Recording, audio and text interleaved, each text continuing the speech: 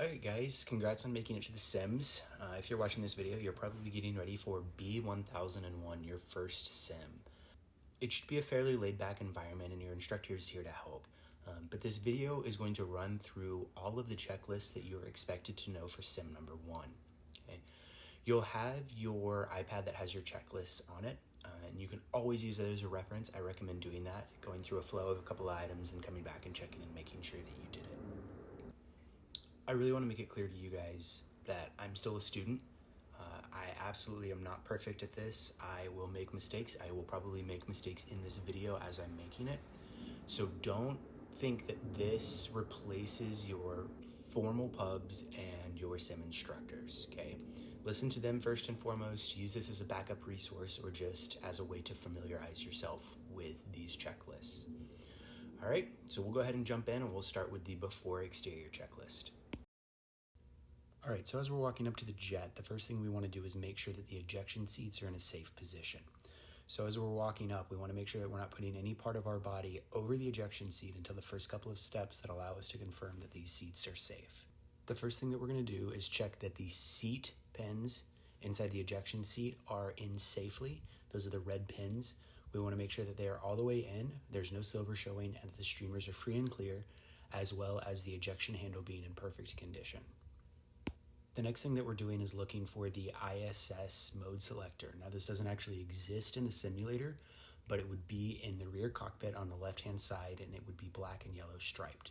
We want to confirm that that is in the solo position. Once you've confirmed that both pins are in and the ISS is solo, you can make the call out, ISS solo, 2 safe seats, and wait for your instructor to make the same call.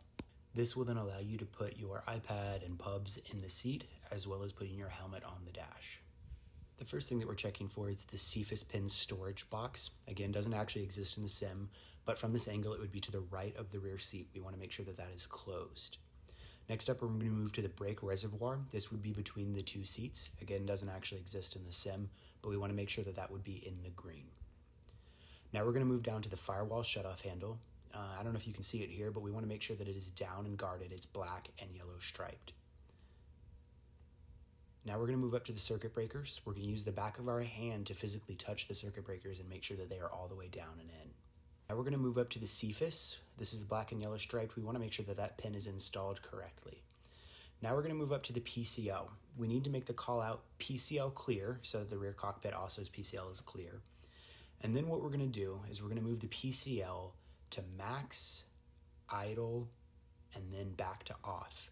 While we do that, we're going to make the call max idle off, and then we'll make the call, my PCL checks good, and wait for the instructor to make the same. Now we'll move on to the gear handle. We want to make sure the landing gear handle is down. The standby attitude indicator is caged and locked. We want to make sure that our starter and ignition switches are both norm.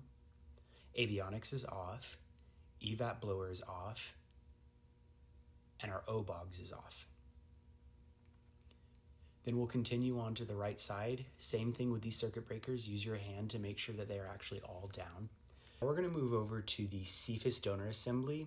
This is 2 plungers that are going to be on the rail. We want to make sure that those are down and flush because they control your CSIs. So just make sure they're down and flush. Again, these don't actually exist in the sim.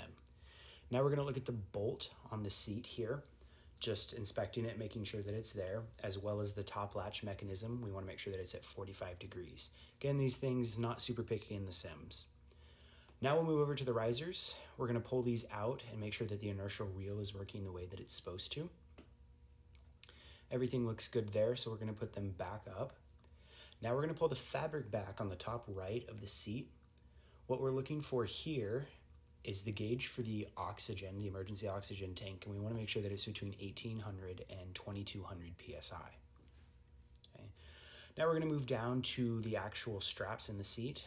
The seat kit, we want to make sure that it's in good working condition. Same thing with the lap belt, not frayed. The buckles are all working the way that they're supposed to. Okay. Leg restraints, same thing. We want to make sure that they're in a good working condition and connected the way that they're supposed to be. Then we'll move over to the ADU. This is between the seat and the frame on the right. It's a gold knob. We want to make sure that the arrow is pointed forward on that. And then right next to it is the more handle. We want to make sure that's down and flush. Don't pull it up, just make sure that it's down and flush. And then finally, we're going to check our oxygen hoses. We just want to make sure that they're in good working condition. Again, in the sim, it doesn't really matter too much, but we just want to check them out. Once we've done all that, we're going to be able to make the call. 2 pins in, off, down, caged and locked, normal, normal, evap and OBOGs off, good seat, good pubs, CFIS, circuit breakers, check, good. Now we're going to move on to the aux battery test. Here we're going to flip the switch up and just make sure that we have a green light for at least 5 seconds. Once we've done that, we can make the call aux battery coming on and turn the aux battery on. What I like to do is go to the backup UHF and turn it on while coming over to the test panel, and I'm going to test fire 1. So what you do, flip the switch up, check and make sure that you've got that red light like you're supposed to, and you can make the call fire 1 and wait for the instructor to make the same call.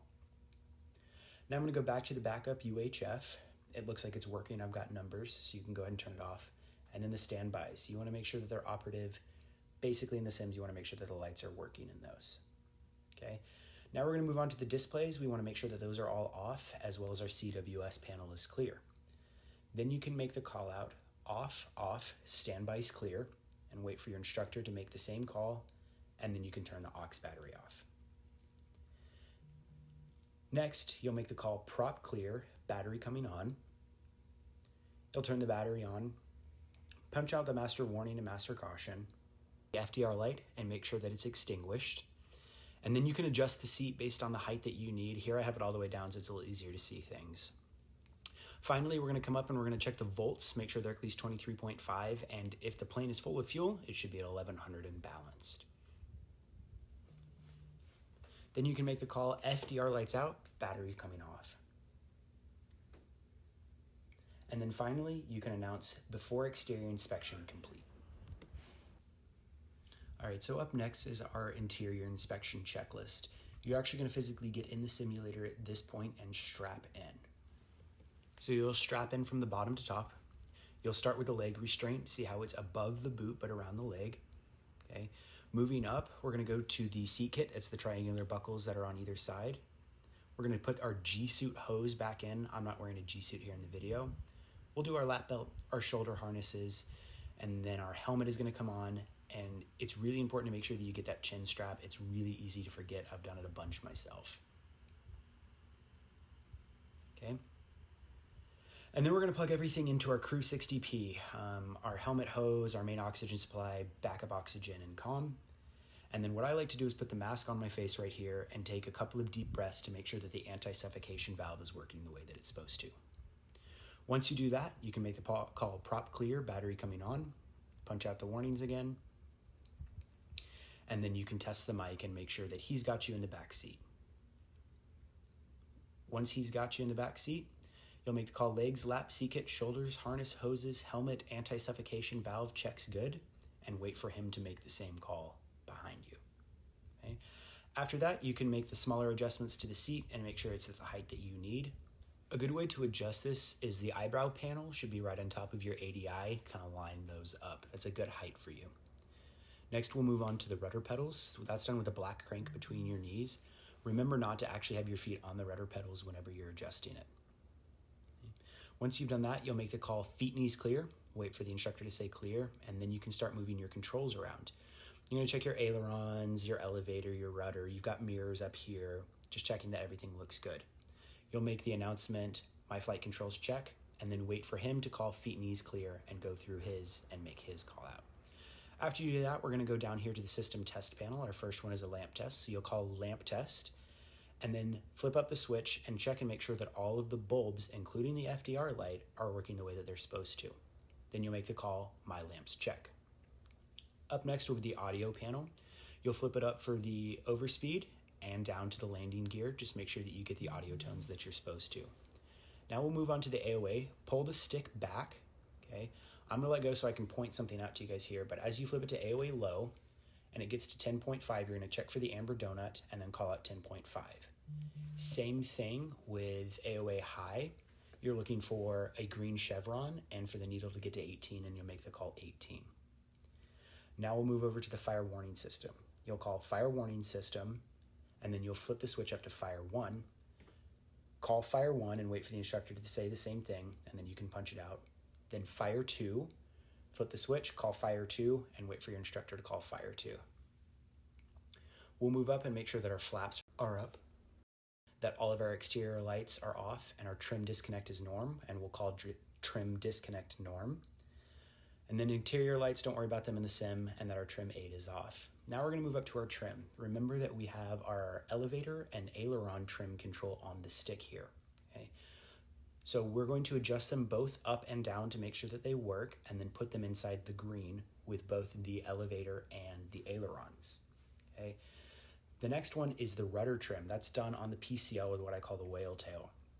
Remember, you're not gonna put this one in the green. You're gonna put it in the 12 o'clock position, so later when we turn the TAD on, we can confirm that it moved it to the takeoff position. Okay. So then once we've done that, we're gonna check that the emergency landing gear handle is in.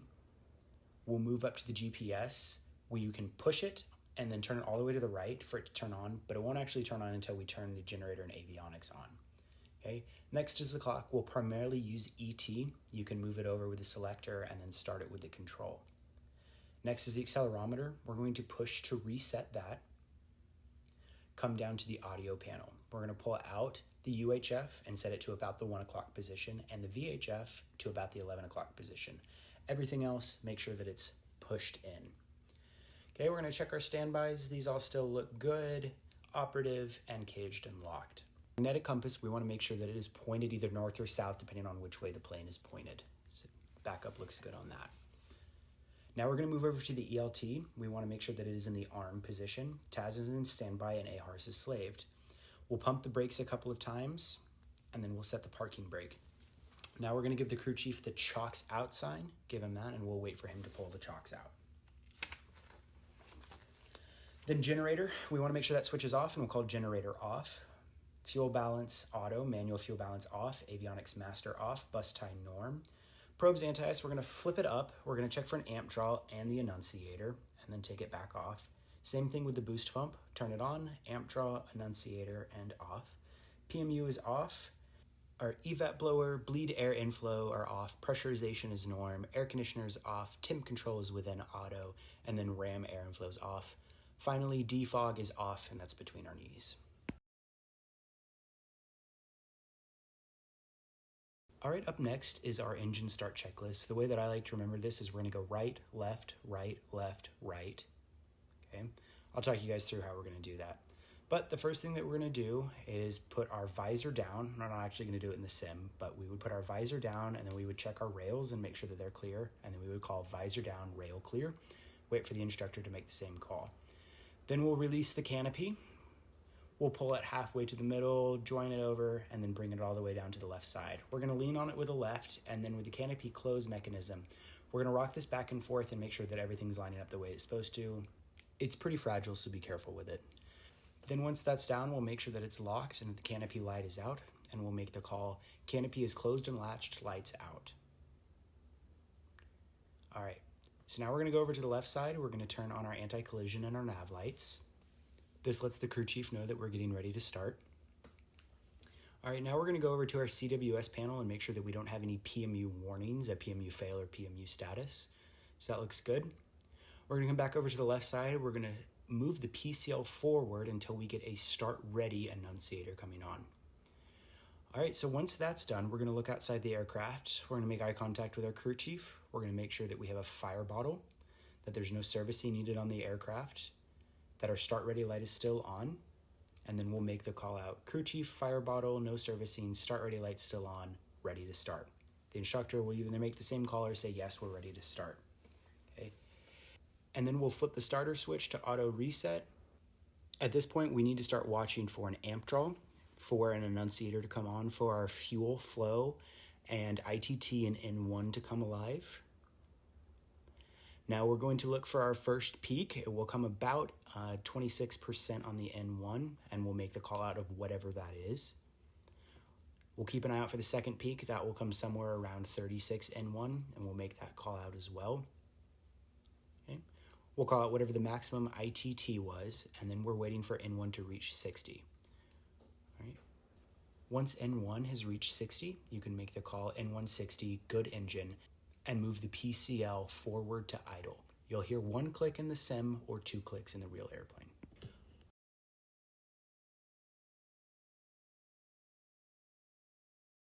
All right, up next will be our before taxi checklist. The first thing we're going to do is flip the generator up and check that the volts are between 28 and 28.5. We'll turn our bleed air to norm, our evap blower to norm, and our air conditioner switch is on. What I like to do at this point is go ahead and put my mask on. The reason for that is you need to wait at least 10 seconds between the generator coming on and the avionics master coming on, and this ensures that you hit that.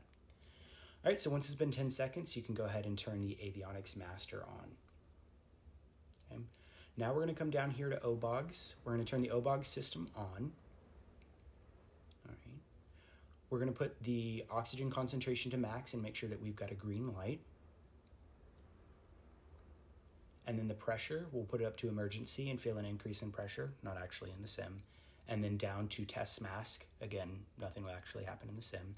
And then finally the indicator, I like to take a couple of quick breaths, make sure that it's flicking between black and white. Once that's done, you can call OBOGs good and wait for your instructor to do the same. Now we're going to move up to the TAS. We're going to put it to norm, and then we will put it to above with the button on the stick. You'll have to click it twice, and then set the range to either 5 or 10. I like to do 5, and then you can make the call TAS above and 5. Now you're going to move TAS down to the test and then immediately back to standby. It'll run through a system and it will say TAS system test okay. Now we'll move to the standby attitude indicator. We're going to uncage and adjust it and make the call standby as uncaged and adjusted and wait for the instructor to do the same. Now we'll test our G-suit. Again, I'm not wearing a G-suit here, but you press the high flow button and feel an inflation. Then you'll say my G-suit checks.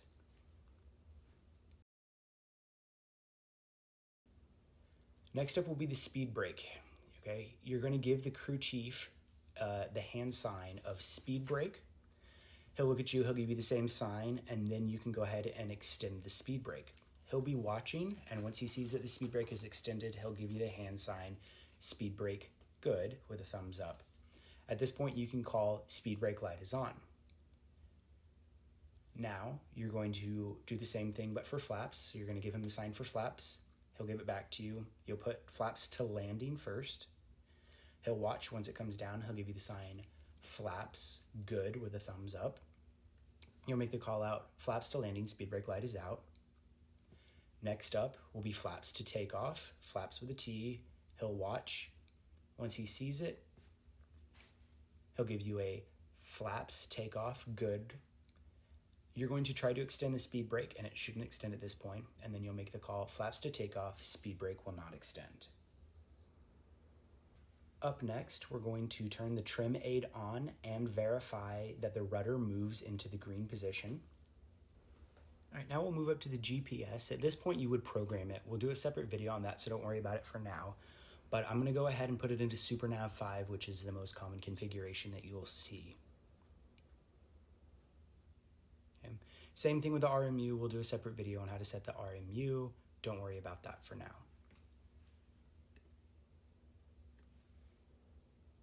Now we're going to go ahead and check our flight instruments. First things are our airspeed indicators. We want to make sure that these gauges are reading all the way at the bottom like they should.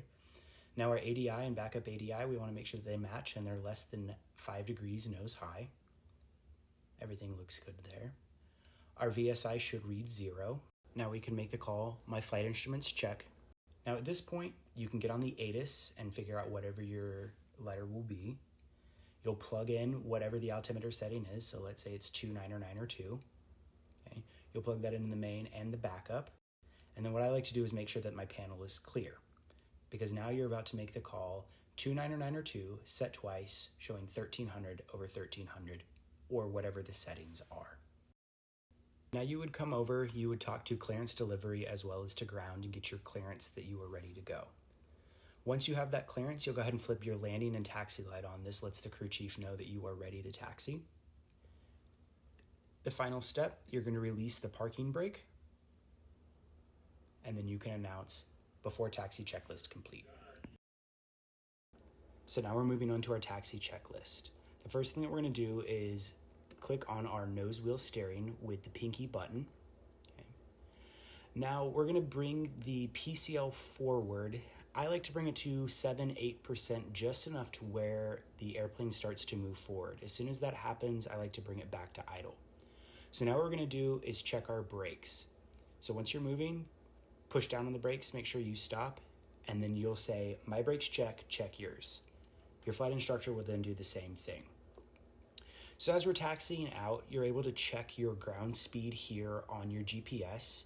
Remember, in congested areas, 5 miles an hour is great. Once you're clear, you can go about 15. So as we make this first turn, what we're checking for is that our needles go one way, the ball goes the other way, and then that the compasses are either ascending or descending which way you're turning. So a good call for this could be needles right, balls left, to increasing. So up next will be our Overspeed Governor run-up. So once you pull into the hammerhead, you're going to go to the furthest available spot. You're going to line up there, and then you're going to come to a complete stop. Once you do so, you're going to make the call out, clear fore and aft, guard the brakes. You'll make sure that the PCL is at idle, and then you're able to turn the PMU off. What you're looking for here is that N1 is stable at a 60 or above.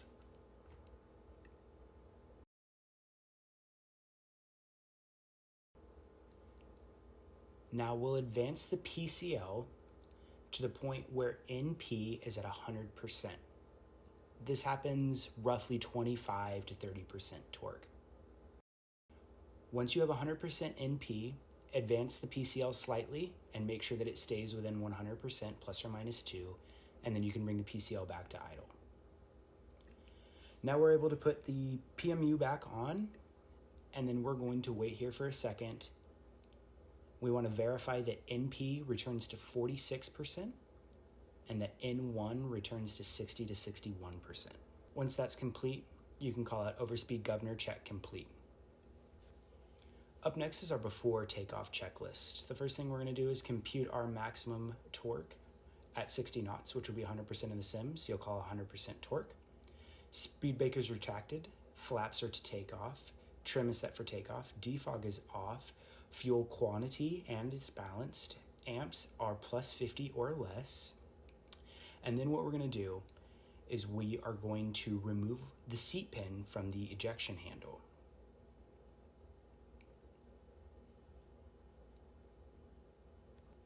The seat pin will then go into the canopy handle, and then once that's complete, you'll be able to make the call, my seat pin is removed and stowed, ISS both, and wait for your instructor to respond to that command.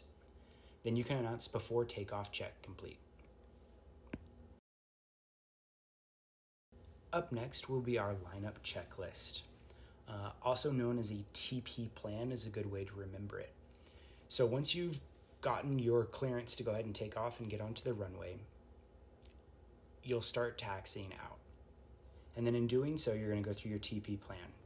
So you're going to make sure that your TAS is norm, your panel is clear and call panel clear, probes anti-ice,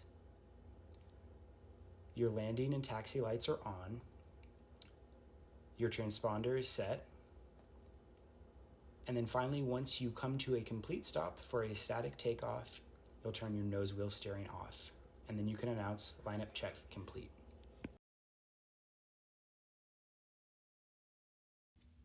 All right, now for our takeoff checklist.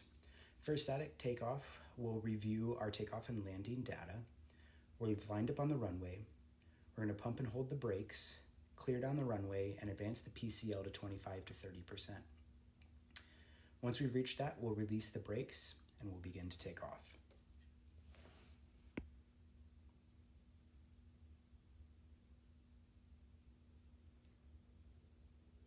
Once we've reached our maximum torque, we'll call 100%, and then 85 knots, we'll go ahead and rotate and get off the ground. We're going to climb at a pitch of 7 to 10 degrees nose high, and then once we confirm that we have a good engine and we are climbing, we'll call climbing good engine gear clear. Your instructor will say clear, and then you will put gear up and flaps up. Once they're up, you'll say gear up, flaps up, lights out, and then your airspeed. Up next will be our climbing checklist. You're going to do this when you pass through 10,000 feet. The way that I like to remember it is pod V. So the first thing that you're going to do is check your pressure and call out whatever it is. So 10,000 over 1.2. Next, we check our OBOGs, make sure that it works. And then make the call, OBOG's good, and wait for your instructor to do the same. And then defog off, vent on foot. Up next is an ops check. This is something that you will do at your first level off and then every 15 minutes during flight. The way that I like to remember it is he, fo, p. Okay? So you're going to check your hydraulic pressure, your electrical, your fuel, your OBOGs, your pressure, and your engine. And then in doing so, there's a big call out that you're going to make. So here for this check, I've got 30-10, I've got 28.5 over 3, I've got 1100 in balanced, OBOGs is good, I've got 11,000 over 1.2, and I've got a green and white engine. Up next is our descent checklist. Okay? This is known as HADV. It will be our heading and attitude, our altimeters, defog, and vent on foot.